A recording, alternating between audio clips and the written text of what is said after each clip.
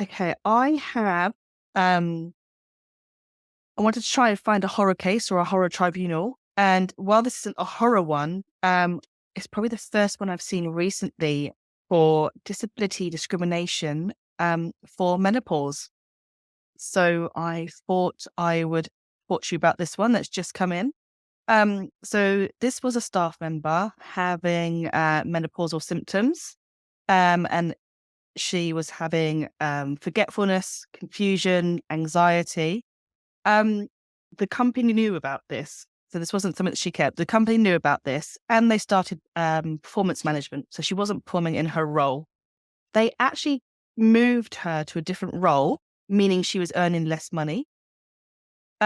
She didn't get a pay rise because the pay rise were linked to appraisals and she was scoring as underperforming. So she did not get the pay rise.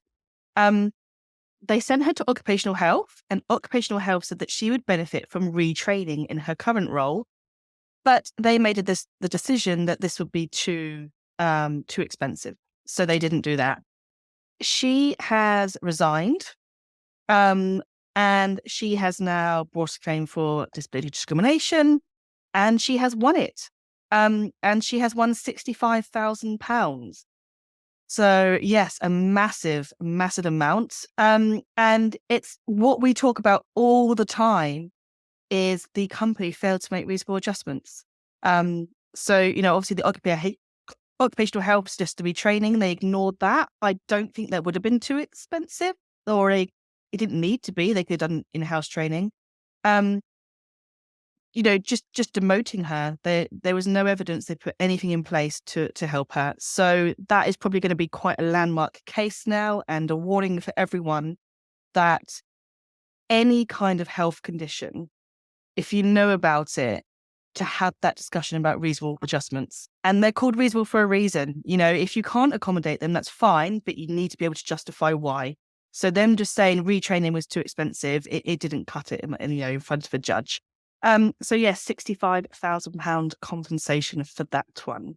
We've got lots of people on the call today, just admitting everyone. Siji, I believe you have something to share with us today.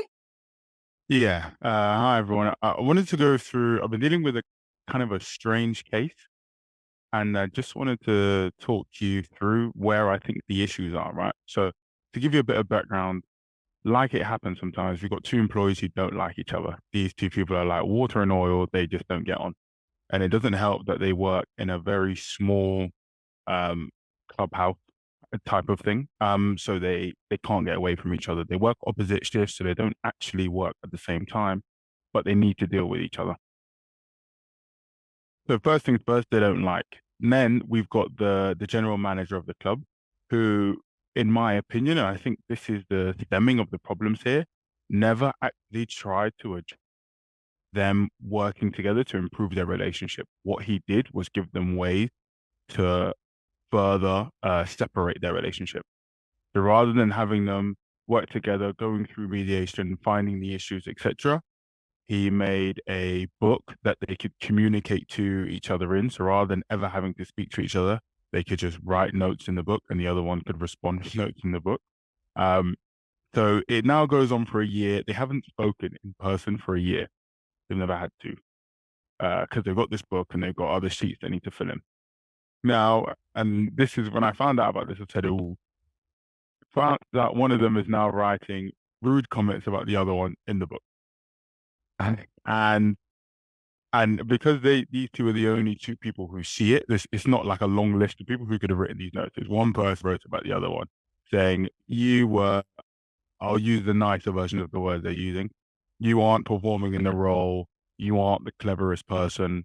You're consistently making mistakes. Those type of things, just imagine they're a bit worse. And this is going on for a while again, and the manager's kind of tempering it down. He's not taking an active step in trying to solve the problem or a career. It's more hoping that it will solve itself. In the end, we get a grievance raised by one employee. Employee A raises a grievance against employee B for all the horrible things that they've said about each other in the book and performance issues. Now, I ran through the grievance with the manager, and having looked through everything, it was partially upheld. So there was sections of it that there was truth, sections of it that we couldn't find any evidence to prove, so we partially upheld it. But because one got invited to a grievance investigation meeting, the other one then raised a grievance. She's like, I'm not having it. So now another grievance raised, and we're going through that process again, right? And in both grievance investigation meetings, both employees said, I brought this, they said to the manager, I brought this to you, I brought these issues to you, thought you dealt with them, but it turns out nothing has been dealt with. And in there, I think it's kind of a lesson for all of us, right? Like, this manager thought he could kind of just sweep it under the rug. And in the end, nothing would really come of it. What they have instead is two grievances, two unhappy employees, both of them saying they no longer feel like they have trust in their manager anymore because they brought multiple issues to him and he didn't really do much about it. The people that are suffering heavily are the members of this club because some have picked sides against others. So some will only work when that person, some will only go to the clubhouse when that person's working. Some will only go to the clubhouse when that person's working because they don't want to feel like they're betraying.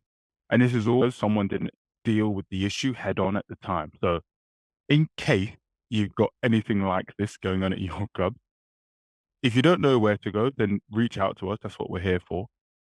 But addressing the situation as soon as it comes around will save you this back end process that I'm going through with this manager of trying to temper down these grievances and playing whack-a-mole to stop everything else coming up because we didn't deal with it in the first. So yeah, a bit of a difficult one, but if there's any useful updates, I will let you know on next week. Cool. I wanted to chat to you guys today about sick notes. Especially if you have someone on long-term sick. If you have employees on long-term sick, they need to, well, on any sickness that's more than 7 days, they have to provide you with a sick note to cover their entire absence. So if you have an employee who's been off for 4 or 5 or 6 weeks and their sick note runs out, you should really be getting in touch with them sort of the day before or a couple of days before to see how they're doing, if they're returning to work, do they need anything, do they need any support? Maybe they want to say, can I come back for, half the hours the first week or something?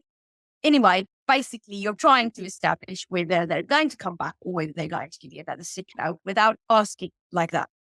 And then they should either return to work or have an arrangement with you about returning to work in that week on maybe reduced hours or light duties or something, or they should have another sick note.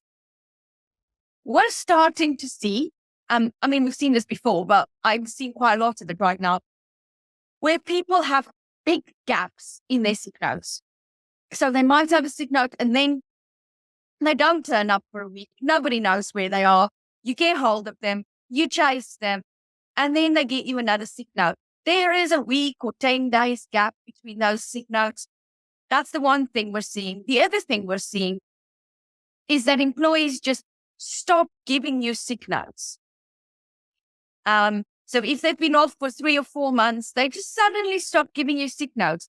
Most of them will carry on giving you sick notes while you have to pay them something. Because you can say, I need that for the payroll. But once their SSP runs out, they just kind of stop. They just kind of stop giving you sick notes. And that's not acceptable. They have to give you sick notes. They have to continue to follow the correct reporting procedure as per the staff handbook if they are still employees. So even if they're employees who are, have gone past 28 weeks of SSP, they're not getting paid anything, but they're still employees.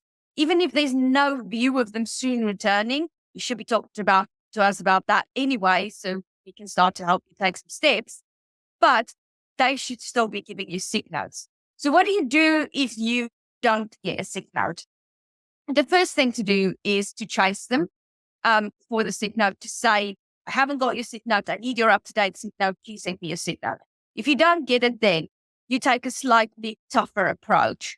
And the email then says, after asking you for the sick note and as per the staff handbook, you haven't given that sick note. and then giving them a deadline to give you that sick note by. So, send them an email and they need 3 or 4 or 5 days to give you that sick note. If they then don't give you the sick note, that's when you then start investigations into unauthorized absence. And the letter or the email you send them should tell them that, and we can help you draft that. But don't just leave it. Don't just chase them and then forget to chase them for a week or two, and then chase them again and then forget to chase them for a week or two. You need to be on it, because as much as it is their responsibility to give you a sick note, as an employer, you also need to make sure your house is in order, and you need to be getting those sick notes from those employees. And if you're not getting it, that's where we really need to step in and start to help you with the process for unauthorized absence. Anybody got any questions about sick notes? No? Right. You got any questions? Oh, It's not really. It's not Are they really still a sick note issue, but it's a similar thing. Cindy actually gave us some advice earlier in the week. So we've got an employee who emailed on Sunday night to say they'd have personal issues over the weekend and they wouldn't be here this week. That was it. She did say, I could use some of my annual leave if that helps. And that was it. So I went back to her and said, could she tell me the nature of these personal issues? So basically, I didn't put this bit in the email, but so we can decide how to treat it. And she hasn't replied. So do I just wait till Monday and hopefully she'll be back in and have a conversation with her, or should I follow it up before then? I would be inclined. I'd be inclined. I mean, if someone is off work, you're entitled to reasonable contact. So if she hasn't responded on email, I would be inclined to try and do like a welfare call now. Try and make contact by phone. If they answer, the conversation is, look, I picked up your message. I'm concerned about you. What's happened? And, we can see how we can support you. If they are not saying they are sick, they are physically sick, then it shouldn't be sickness. If it is, a problem or someone else is sick or, childcare, then we're moving into the corresponding types of leave. So dependent leave, emergency leave, which would be unpaid. The fact that they're already saying about taking annual leave suggests that it's not to do with their health. There is something, and you have a right to know enough to know what that is. So I'd be trying to ring now. If there is no response, follow up with a message to say, look, I've tried to give you a call and I've sent you an email. I really need to hear from you. Can you give me a call back by, and give a deadline? I would be treating this absence as unpaid until we have enough information on whether it is a sickness and it's paid or it's annual leave. Yeah. If they eventually come back to work and there is no contact, have the conversation at their return to work to say, look, we've got that email from you, tried to reach out to you by phone and email, you didn't respond. You are, on a duty to keep us informed. Get all the information then, and then sort of be clear that this should not happen again. Yeah. Okay. So it's just one other twist. Her manager, I said to him, "Oh, do you know why she's off?" And he was like, "Oh, yes, but I can't say." So Okay. the fact that she's told him, I don't know by what means. I don't know how much they are acquainted outside work. Right. Okay. Is that sufficient if she's told us or not? If she's told her manager, I'd be saying yes. I think it's a bit of a conversation with the manager. Say, look, I'm going to assume that you've been told this in confidence, but can you tell me enough on what this absence is and is it authorised? You try and get them to make the judgment then. But if you've got a particular concern that actually they're not treating it as they should be, then you can ask for more information. The position you're in, it's all confidential. You need enough information to know how to treat this absence, or tell them what they need to do. So, you need to now call the staff member, or you need to now email them. And you'll probably get enough information from them that way once you put the onus on them to start managing it. Yeah, okay. The other thing I just wanted to add is that it does depend on what your policy states. So if it's, should they tell you or should they tell tell the manager? So I'd please do a double check on that. Yeah, okay. Perfect. Yes, you had a question as well. No, it's been answered. I did. It's been answered. Thank you. No worries. Thank you. Yeah, you answered it. The It's not other all right. questions? Mal, Can I ask a question? If you know, this refers back to if you know, you know, or is that only for illness? So, like, if it's one of the protected characteristics, once you know, you know. So, if the line manager's been told outside of work, they know, which means the business should know.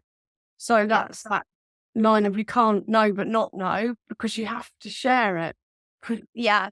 And Catherine explained it perfectly, although she might have told her manager in confidence outside of work. At the end of the day, she's still an employee, and so is he. And if you're asking him to give you enough of an update so that you understand how to treat this, that's a perfectly reasonable request from you. He doesn't have to tell you all the details, but he needs to be able to at least give you a high-level idea of what it is. And that's a very reasonable request from him as an employee if you're asking that question.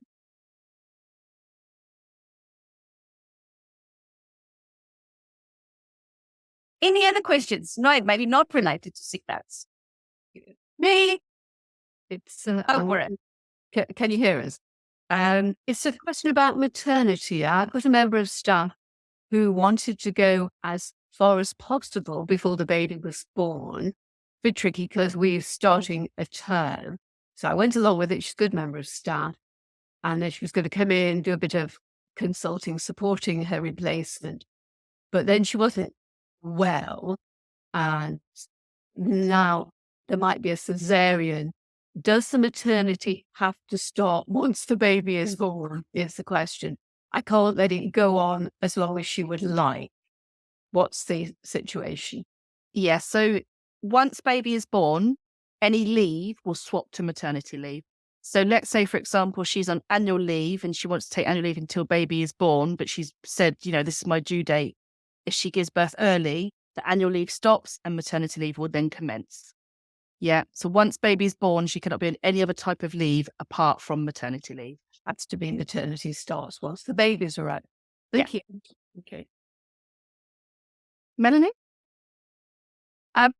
So you'd answered part of this in the past, which was a member of staff who's on a short amount of contract, so 5 hours a week, but we needed it when we needed it, and they were like, I can't do those days, I can only do this and this, which I was under the impression you couldn't do it unless you were 0 hours. So you said have a chat about it. We did have a chat about it and said, we need these days. And they've said, well, I can't really do those. So it's a bit of a stalemate situation. So I wanted to ask, can I just suggest to them, if they want that degree of flexibility, that they shift from a fixed hour contract to a 0 hour contract? Or should I, dig my heels in and enforce this? What was the reason they gave you why they couldn't do the hours that you're asking? Just that they couldn't do it. However, I can tell you off the record, because they told the person in my office who was asking about something, they said, oh, well, it's a Friday she wants me to do, and I might have social plans. I don't know yet because no one's let me know. So I want to keep my Fridays free. Okay. So your options, I think the staff member has less than 2 years service, don't they? Yes. Yeah. So your options is to say that, these are the hours and shifts that we require for the business. If you cannot accommodate that, then we are terminating your contract with notice. You can, or your option, you can suggest, okay, this contract is for these hours, these days. If you need flexibility, we could look at a 0 hours contract for you and explain what that means. So that means that we can offer you shifts. So we're now under no obligation to offer you shifts. Yeah. If we have shifts available, we can offer you them and then you can accept or decline them. But what I will say for you, Melanie, is then that is kind of a detriment to you in a sense, because then the new annual leave rule kicks in. So she's going to be entitled to so much more annual leave than on this temporary this part-time contract. So you've got to make sure it works for you. And actually, are you not going to be in the same position then that you're going to offer the shifts that you need her, and she's going to say she's not available because it's a Friday? Yeah, no, exactly. You're right. So having said that's what I need, and my plan was to speak to her this afternoon, should I say, look, this is really when I need, because somebody else wants to leave early on a Friday, and I've been promising them that for months and months, and they can't because no one ever covers the shift. So if I say, well, this is what I need, and it's a take it or leave it situation, is that what I say? Yeah, so I wouldn't go into the details of someone leaving early. You just said, these are the shifts that you were recruited for. These are the shifts that I need. If you're unable to fulfill them, then you're unable to fulfill the contract. And, I'm sorry to say that means I am going to terminate the contract. Yeah. Right. And then if she's, oh, actually, no, don't terminate contract, I'll do them now. Do I just go, okay, fine. If you're happy, you can.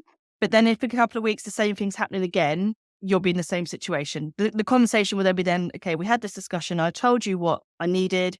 You agreed to it. However, you've now, called in sick for the past 2 Fridays, or now said you can't fulfill it. So you might, again, you might be in the same situation in a couple of weeks' time.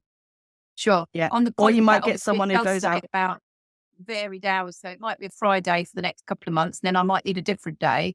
But that's what the contract says. It's according to the needs of the business between certain hours, as long as I give them notice. So reasonable notice, what's that, like a couple of weeks? If I give her a couple of weeks notice? Yeah. So the more the better. And tell them. So if you've got someone that's an issue of flexibility, the more notice you can give, the better. Although we know things change last minute. But I would be committing to that. So if you're going to say someone, you will get 2 weeks notice, you need to commit to that you have some kind of roster in place in 2 weeks in advance. Because if it's the day before, it'll be classed as unreasonable then to say, oh, actually, I need you to swap your shifts around. Yeah. So as long as you can commit to what you're going to tell them is the notice you're going to give. But yeah, a couple of weeks.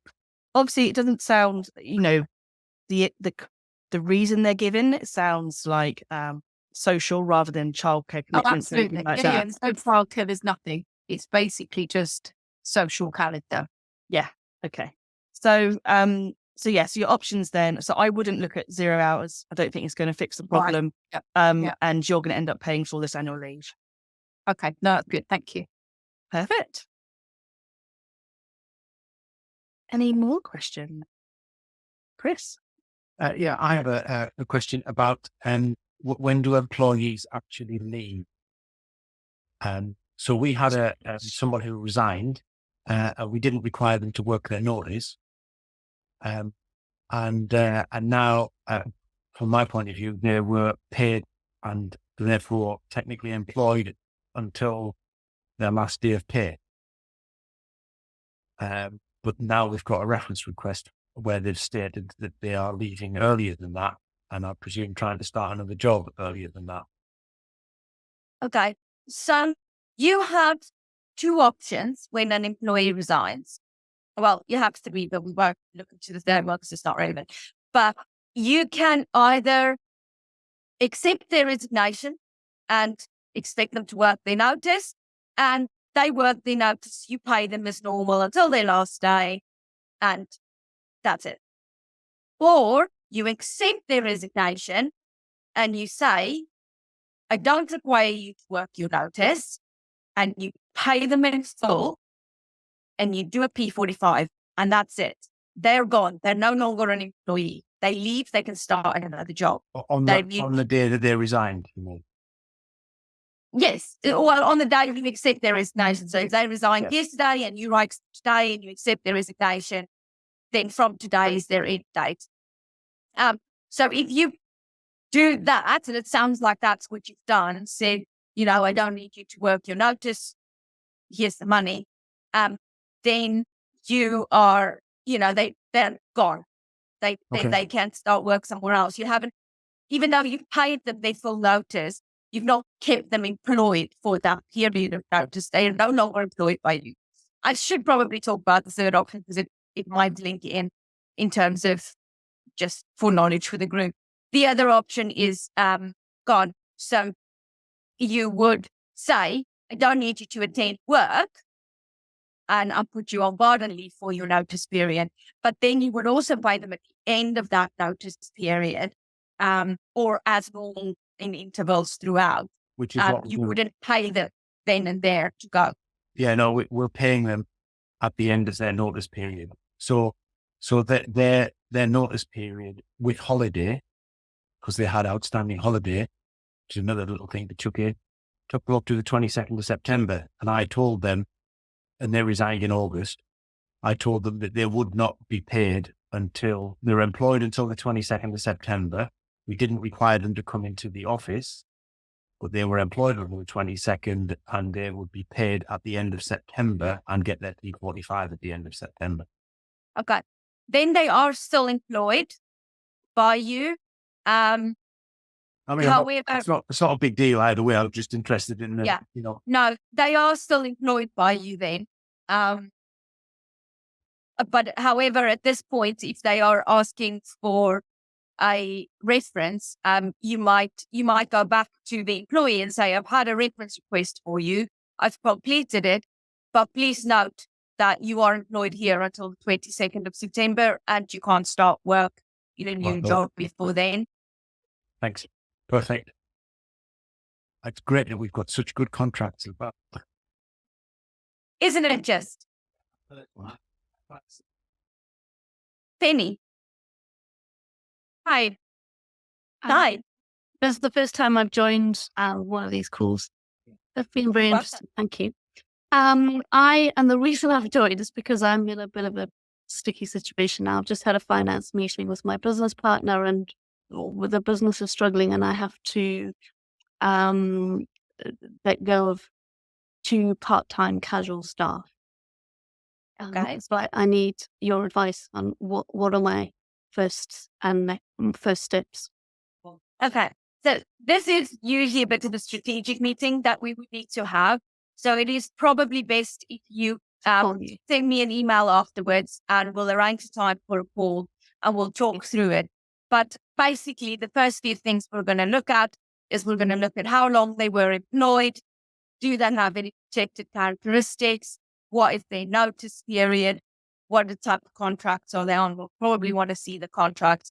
And then from there, we will probably be able to tell you what your quickest and cheapest and safest options would be. Great. Thanks. I'll be in touch. Great. Sure. Great. Mel. Oh, no, you don't have question. I was going to say I saw Mel put her hand up. But... Okay. I think that's it. Well, I did, but it was related to Chris's comment about somebody leaving. So if somebody resigns with immediate effect and goes, so they come in and say, I'm resigning with immediate effect, don't have to pay them their notice? No. Yep. No. So if they're telling you they're not working their notice, you don't pay it. Yeah. If you're telling them not to pay, not to Then we work do. here or not to come in, then you'd have to pay. Just once. I'm not pregnant. Yeah. So actually, Chris, in your situation, you're saying you're employed until the 22nd. You can't start this employer. If they come back and say, well, I am, you only pay them up until that date. You then don't pay them up to the 22nd. That's them ending their notice then. I mean, you can make a fuss about it and try and stop them, but I would say just let them go. Probably not. They're gone then, aren't they? Yes. They're gone. And you save yourself a couple of days' money.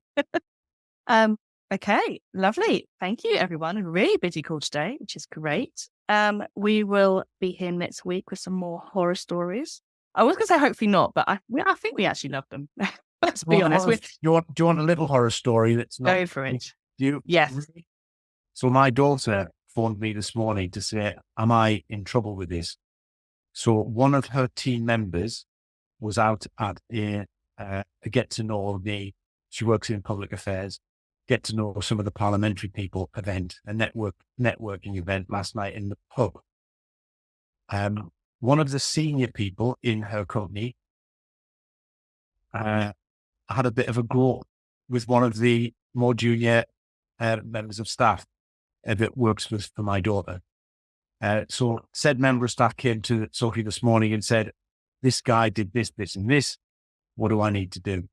So she said, I'll report it. So she's reported it up. And so now it's all going to kick off for a drunken glow. The guy's got a girlfriend. But he's a fairly senior member of staff. So I'm figuring they're going to go down a gross misconduct and he'll be gone. You would hope. You would hope. Yes. Well, Yeah. Also, the woman he groped, her boyfriend works for a client of the company. So we're going to lose a guy and potentially lose a client as well. Oh, gonna get messy. Yeah, isn't it? It's great. And I said to Sophie, you've done the right thing. There's nothing else you can do. Just push it up. Yeah. And they've got no HR support. I'll keep trying. Well, you know some HR people, you can link them. I was going to say, I'm trying to get you guys in and other people for training, all sorts of stuff. But it's a partnership company and they just do their own thing. I'm just going to catch. Well, it's caught them now. So yeah, yes, a drunken grove in the pub's going to cost somebody his job and potentially, hopefully, and potentially, Yes. and he's a senior guy. He's he's an ex-spad and a senior counsel at the company, and and potentially cost them a client as well. Yeah, and we say hopefully because unfortunately we do see that there are cover-ups that are done, or I'm sure he didn't mean it. You know, so no, I mean, because that's obviously gross misconduct, isn't it? Yes, it is. So the right thing to do is suspend, investigate, and let's be honest, dismiss. It's when companies don't do that and the employee doesn't know their rights, they just let it go. That's the dangerous situation because it just goes uncovered, nothing happens. So I mean, even if even if your daughter's spokesperson, if that happens, talks to you, talks to us, we are always happy to give some kind of advice in that situation to say, look, speak to ACAS or you have a sexual harassment claim here. We will always help people, in situations like that. I said to Sophie, I'm sure I could get you guys to help. Yeah. And if the employee needs help with that, Sophie's words were, no, I don't think she's going to need any help. I think she's good pretty much on that cause now. Good. Great. Good. One of the other issues we see sometimes is that employers don't sweep it under the rug. They do deal with it, but they are a little bit old-fashioned in their approach, and they think that an apology is acceptable solution problem. Wow. So they might say, John said he did do this, but he was really, really drunk and he didn't mean it and he's willing to apologize. And a lot of companies that we work with that have a more old school approach see that as a reasonable solution, which obviously it's not. Wow. Well, no, Well, if I can get you guys in there, I'll do my best. Perfect. Always happy to help. Yeah. Right. I know it's only Thursday, but have a lovely week, everyone. Thanks. Or weekend, I should say. Hopefully the sun keeps shining and we will speak to you next Thursday, if not before. Yeah. Thanks. Thank you. Bye. Thanks for watching. If you want a free tribunal audit of your employment contract and handbook, click the link in the description below.